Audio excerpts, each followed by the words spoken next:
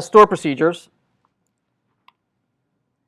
So store procedures are the capability of some databases to provide a full programming experience within the database. Right? So you can code right inside of the database. Right? It has its own language, and it has everything you would expect from a full-blown, mature language. But a lot of the operations that are provided by this language are geared towards manipulating data, right? So things, where in Java or JavaScript you would be manipulating arrays or strings or numbers and whatnot, or complex data types. Right here, the data types, the things that you are operating on is records, tables, right? And you can insert, you can update, you can delete programmatically, right? So you can write a loop, and then in that loop you can do a whole bunch of inserts in that loop, right? Or do a query, a select statement, and depending on the results of that select statement, have all these branches, if then, where in one of the branches you do an insert over here, and in another branch you do a delete and an update over there, right? So you can write all sorts of fairly complex logic for being able to manipulate databases, tables, records, and whatnot. Okay, so general is encouraged that you write stored procedures, but obviously you have to consider all the caveats, right, that come with it. Right, obviously it will be something else that you need to maintain. Right, it's something else that the database has to keep track of. Right, so you're putting more burden on the database. Yet something else that you need to test, yet another language that you need to learn. So there's quite a few things that if it's just you, fine. But if it's an entire team, right, you have to be. It's a huge investment, right? Also, the more you stick to a particular vendor with a particular language with that particular stored procedure, any hopes of migrating to some other vendor, right, will be dashed. You'll be more and more tied to that particular vendor. So yeah, some pros, definitely create some layers of abstraction where you can hide all the details of having to manipulate certain, get your hands dirty into the underlying tables. You can abstract that all out, right, with some nice API. Obviously, security, you don't need to necessarily secure the tables, individual tables. You can now secure it at the application layer, right? You can secure a store procedure. You can say only certain people can run this store procedure. Network performance, certainly this is as close as programming can get to the actual database, right? There's no need to make a network connection from Java or from Node.js to the database to run some logic, right? This is actually running on the database, right? So this is as fast as you can possibly get at manipulating the actual data, right? Usually, when you're writing at the application layer, either in Java or Node.js, you have to consider the network traffic that goes between your programming layer and the database layer, right? So that's a network connection. The database could be being hosted halfway across the world, right? And your Java server might be some other place geographically not co-located, not necessarily co-located. So typically we try to minimize that traffic between the two by either making the API fairly coarse, right? So that one update is actually a huge update, not individual records, but typically huge cached, fairly large updates or inserts or whatnot. As opposed to you try to avoid chatty APIs where you send lots of tiny little network traffic. You try to minimize the traffic, right? So, but if you're on the database, you don't have to deal with those kinds of things, right? You don't have to economize, right, on the network traffic because there is none. Cons, obviously, there's yet more technologies in a different, an entirely different stack. You're harder to maintain. Typically, the tools for development tools for being able to test, unit test, to modularize, and apply software engineering best practices is usually not as well mature in these kinds of environments. So you don't have the layers of abstraction that you would have in Java and .NET and whatnot, of having all sorts of design patterns, singletons, injection, inversion of control, none of that, right? So here is raw programming, right? More burden on the database, yet another language to learn.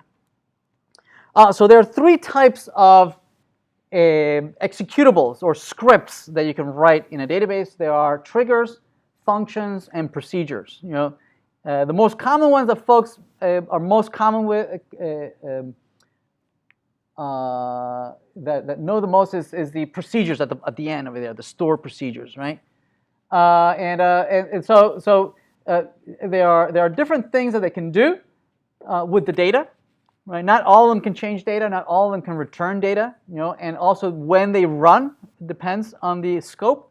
So for instance, triggers.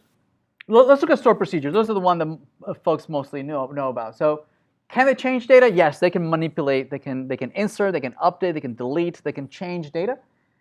Return data, they don't have to, right? They can decide to do some calculation and return some data to the console. When do they execute? Well, you manually execute them, right? You type their name, right, and they exec and then the name of the file, or you can programmatically do it from Java or from .NET or Node.js. You can run it from outside some application layer. Then you have the other ones. So functions. Functions, they don't change data, right? They are pass some data. They run some logic, right? They do some calculation, and then they return some data that you can then reuse in some select statement or in a where clause, right? It can do some iterate over some data set and then come back with some value that you calculated, and then you can use them inline instead of a select statement or maybe in a where clause, right? So functions are meant for that, right? They return data, and they're called when they're part of a bigger statement, right? And then you have triggers. Triggers, yes, they can change data, right? They don't return data. And they execute when some event occurs, right? They listen to several events. When you're inserting a table, for instance, you can create a trigger that runs every time you do an insert into a table, right? It says, they can look at the data that's being inserted and says, this data is no good, right? And so I can abort, or I can try to recover and fix it, fix the bad data that you're giving me, right? And then let the insert go through. So I can surround, I can protect my data, my table, right, with lots of triggers, right, to make sure that you're not deleting when you're not supposed to, that when you're inserting the data is good, right, that if you insert here, I should also insert over there. For instance, you can do lots of auditing, right, that whenever you change this product, I want to know who did it, who was logged in at the time, who changed this. So I can put a whole bunch of triggers, right, that keep a log, an audit trail, right, of what's going on with my data, right? So they're event driven. So let's just take a look at, in general, what the syntax and what the scripting looks like. First, let's look at procedures. Then we'll take a look at triggers real quick. Here we have a hello world with create a hello world procedure, and the only thing that it does is that it selects hello world. So select here is a way to either query an actual table or to create a virtual table, a temporary table right away, and feed it some data. Here it returns a virtual table with the name of the store procedure that ran and the value that this procedure evaluated to. So it evaluated to hello world, whatever the last statement, right? That's the evaluation of the store procedure. Also notice the syntax, it has a begin and an end. Also because typically this language is so different than the language we've been using so far, select, insert, update, SQL. This is not SQL, right? This is, some programming language which has some SQL embedded inside, right? So this is kind of you have to be able to delimit when are you programming and when are you actually running the select statements, right? All these select statements that we'll see in a minute, inserts, updates, and whatnot, they don't execute right away, right? They execute when you run the procedure, right? So you need to be able to tell your database, say, hey, don't run this right away, right? I'm programming. You know, you're going to run it later. So we'll see that in a minute. Excuse me.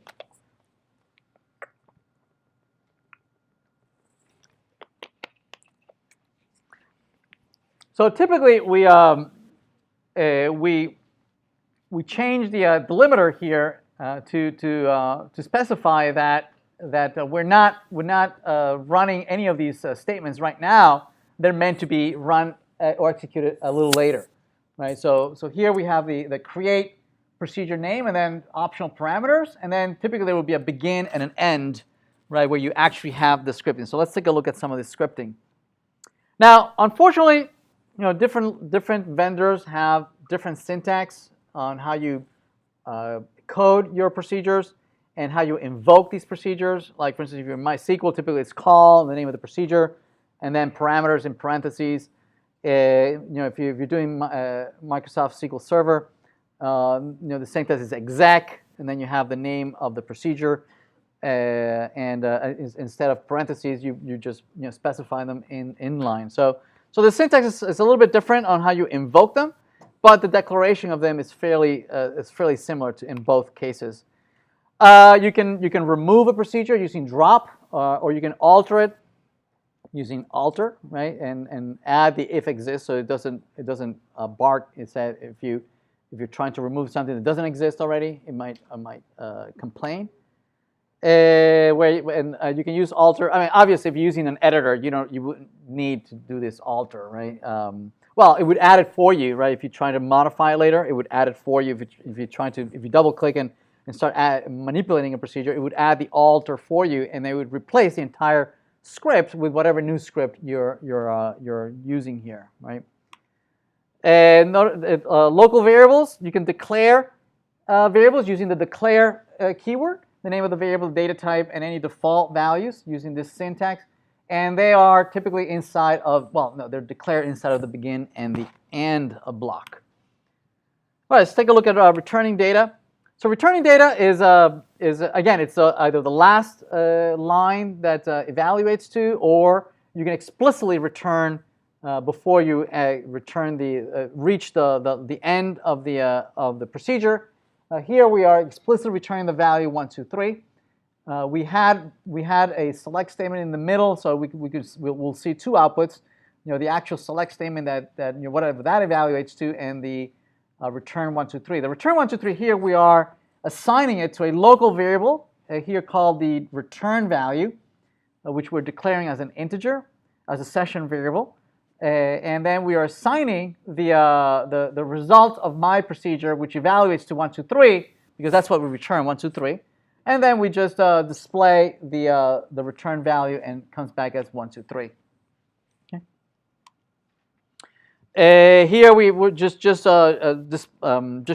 that you can have in between the begin and end, you can have lots of things happen of inserts and updates and selects. Only the last one, the return 1, 2, 3, really matters for what is being assigned to any other variables outside here in this declare. Here we have an actual full-blown select statement in there. We're running it. And it's retrieving those values. You know, the graduation that graduated after the 2000, right? So it displays the result of that select statement, right? Obviously, we could have just run the select statement without the store procedure, obviously, right? But by putting it inside of procedure, I can now parameterize it. You know, I can pass in as an argument instead of 2000. That could be a parameter now. I can pass in a parameter. I can put this in a loop. I could put this in an if statement. I could it's much more powerful, right? What I could do. Let's do it parameters. We can declare store procedures to take in arguments from the outside world. By default, it's optional. We don't have to have arguments. if we have arguments, we have three ways to declare them, either with the in, out, or in, out, right? The default behavior is that it's in. It's data that is coming in from the outside, right? Meaning that I cannot manipulate whatever I do to this data inside of the procedure. It's not going to affect data outside of the procedure, right? So you pass it to me, right? It's like pass by value, right? In other languages. You also have the out, right? The out is meaning this is data that is going out, right? If you pass me anything, right, I can manipulate it, right? And I am generating this data so that it can be read from outside, right? And then you have the in and out where you can pass me something and I can manipulate it, and then that has repercussions outside. It's like pass by reference. If you pass it to me by reference, whatever I do internally, that will be also seen from the outside of the procedure. So just some trivial examples here. We're passing a proc in. We're passing the value 10, and we are calculating the variable that you're passing. var1 is an integer, adding 2, and returning as a result. So the value obviously is 12. So that's an input, meaning I can manipulate var1, but it will not have access to it won't affect any variables outside of the procedure. Here's an example of var1 that you're passing to me, that I am setting a value. If you pass me a variable, that variable will now have that value. Or in out, I can use it for both, for reading and for writing. Right? I can read that value, manipulate it, change its value. So if you pass to me a reference to that, that's what you're doing with in out. You're passing me a reference. I can modify it, and it changes from the inside. So here's an example of passing, declaring a variable increment, assign it to be equal to 10. We're passing it to p here, right? And p is incrementing it by 1. When we come back from the call, we select the increment. Notice that it has indeed incremented by 1, right? And that only happens if I declare to be in out, right? If I declare to be in, right, that would not work. Variables, I can declare my local variables, again, with the declare statement, and there's all sorts of data types. The same data type you can expect when you're creating a table, right? The integers, varchars, timestamps, whatnot, and you can declare some default values. For instance, timestamps, you can say that the default value is the current date, right? And V1, V2, V3 tiny integers. And you can set and select their values. So here's an example of using it inside of a procedure. I'm declaring 4 values, 4 variables, and I'm inserting into a table the value that I'm declaring initially to be 5. A string is I am a string, and then I'm concatenating it, and then I'm retrieving from a particular table based on some variables that I declared earlier, right? So yeah, so all this becomes much more powerful, and I can evaluate these. So here's another test just to verify that the scope of certain variables. So var2 here, notice that it has a at in front of it, right? They're usually referred to as a session variable. These are variables that can stick around, right, and remember values, almost like global variables, right? That can be referenced from anywhere. So in here, we're referencing these variables, right, from within the procedure. So var2, notice that we have a local variable var2 and we have a global variable var2. Both of them are being incremented by 1. See that? And indeed, when I spit it out, they're both incremented to 2, from 1 to 2. See that? But if I run this over and over, several times, we'll see that only the global variable is being incremented, that the local variable, only exists within the scope of that stored procedure. Conditionals, we have a whole plethora of branching mechanisms. We have if, else, then, as you would expect. If allows you to take a Boolean expression, right? And if it's true, you execute the then clause. Otherwise, the else clause. Just the only thing to point out is the way we use the not equal, right? It's less than, greater than. Just remember that. And equal is just plain old equal, not equal equal, right? Just some of the syntax. We have variations to the switch case statements, right? Where we have a one variable that can be compared against several outcomes, and then depending on those outcomes, you can do all sorts of inserts and updates and deletes, right? So that's pretty cool, right? Where the actions actually manipulate the data. Or we have a more powerful version of the switch case where each when can have its own Boolean expression as opposed to being compared against one variable. It can have individual Boolean expression, individual predicates, which is pretty cool, more powerful than some of these other languages. Loops, right? We have the while, do, loops, repeat until, and they behave as you would expect, right? You can iterate, and as you iterate over the variable, we can insert quite a few several records, right? And iterate and insert several rows into a table, right? Until a variable reaches a threshold, or we can do the repeat until, right? So where the predicate is at the end, so this executes at least once. And finally, we have a loop where you can jump to a different label, right? And you can break out from a loop just like a break or a continue that you would expect in other languages. All right, so triggers. So triggers, you have all that we've talked about, right? Everything that you can do in store procedures. Do all the inserts, all the updates, everything you can do in a store procedure. You have variables, everything you have there. But now, one cool thing that you can do is that you can specify that script, right, to execute, not you at the command line running it, right, manually. You can specify to be automatically be executed whenever certain things happen, right? So, for instance, we can say, we can name the trigger and say, I want you to execute if if so and so happens to this particular table. Okay, and then the begin and end. Right. So let's take a look at an example. So yes. No, I was gonna say, for example, can that happen if there's nobody involved in a section? That could be a trigger. Just eliminate the section. That could be a Sure, you can do that, right? So for instance, every time you update the enrollment table, right, you can have a trigger that checks to see, oh, are there any sections that don't appear inside of the enrollment table? Let me automatically remove them. Sure. Yeah. Yep. Yes. You said triggers are all event-driven, right? Yeah. So can we not manually call a trigger from a procedure?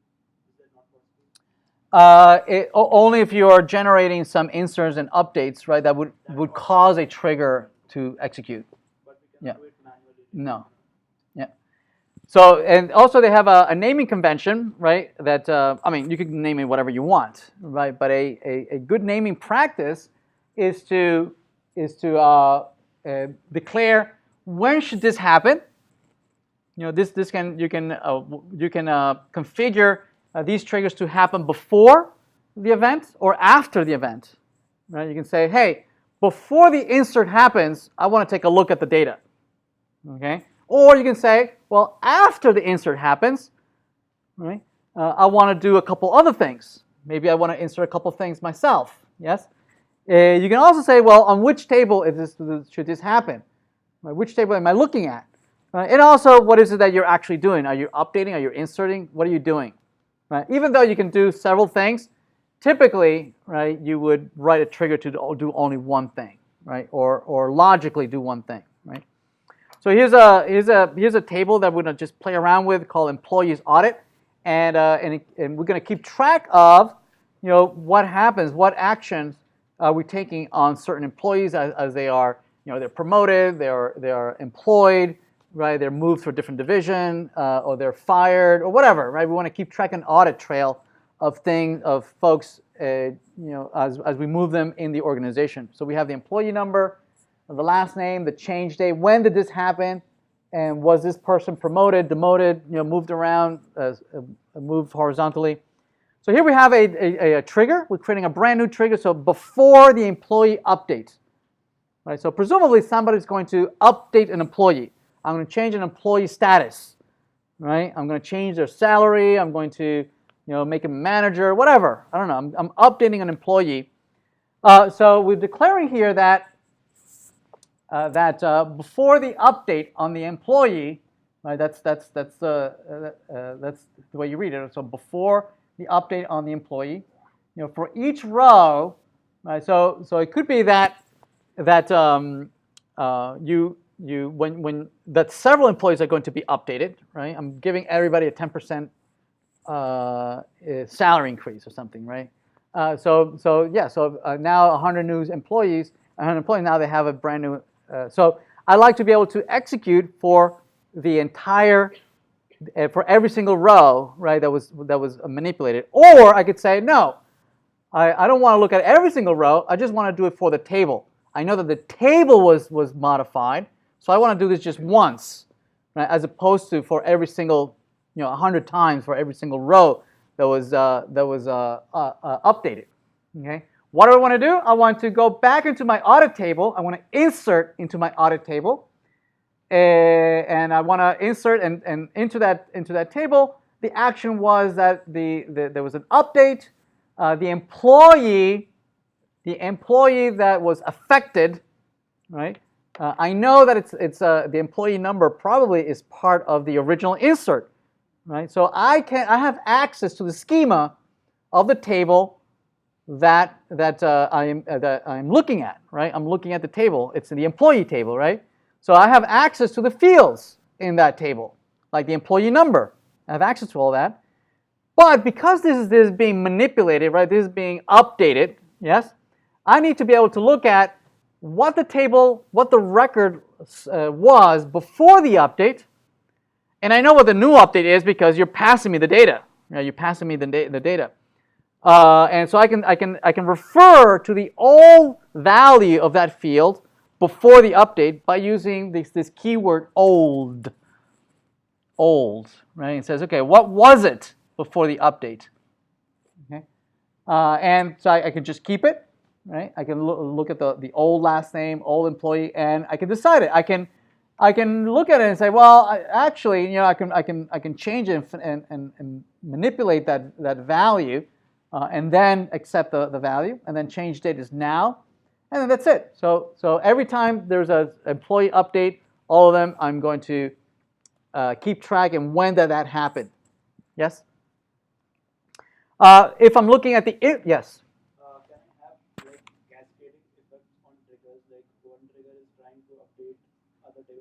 Yeah, and that table can have another trigger. Sure, definitely. Yep. So depending on when this happens, right? Notice that this is a before insert, right? This was before update. This is before insert. So that means that the insert hasn't yet happened, right? The insert hasn't happened just yet. I'm looking at it, and I'm looking at the new employee record that you want to insert, right? You're passing me all that data, and all that data that you provided all the fields, and you provided the new values, right? That you wanted to insert. I can take a look at all that data, and it's provided to me as an object called new, right? And I can access all the fields in that record, right? And then I can decide to do whatever I want. So in here, I'm keeping track. It says, yep, a brand new employee was inserted. I am logging it in my audit table, and it happened yesterday. All right, this brand new user. Yes? Are failure conditions automatically taken care of here? So let's say this insert actually failed. Would it go back and update the audit table and remove that record, or no? The insert, the failure to on what? On the... So the failure into the employee. Yeah, so there's also try catch, things like that to deal with conditions like that as well. Yep, you can programmatically handle them.